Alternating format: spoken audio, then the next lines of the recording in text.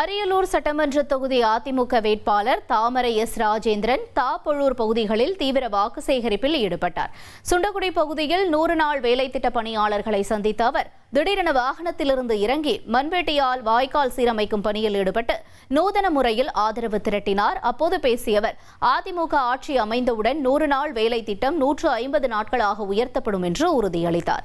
மேலும் பெண்களுக்கு மாதம் 2000 ரூபாய் மற்றும் இல்லந்தோறும் குளிர்சாதன பெட்டி வழங்கப்படும் போன்ற தேர்தல் வாக்குறுதிகளை பட்டியலிட்டு இரட்டை இலை சின்னத்திற்கு அவர் வாக்கு சேகரித்தார்.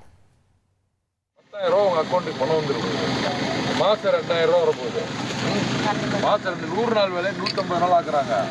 நாளைக்கு தங்கம் 1 பவுனு பட்டம் படிச்சிருந்தா உங்க பிள்ளைக்கு அதெல்லாம் நிறுத்திட்டாங்க திமுக ஆட்சி, திராவிட ஆட்சியில்.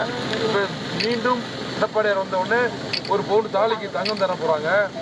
50,000 ரூபா பணம் தர போறாங்க. பிரிட்ஜி உங்க வீட்டுக்கு ஒரு பிரிட்ஜி தருவாங்க. இதெல்லாம் அதிமுகவில் சொன்னதெல்லாம் செய்வாங்க.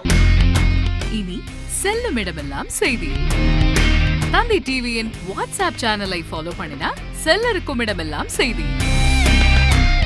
இதோ QR கோட் இப்பவே ஸ்கேன் பண்ணுங்க, ஃபாலோ பண்ணுங்க.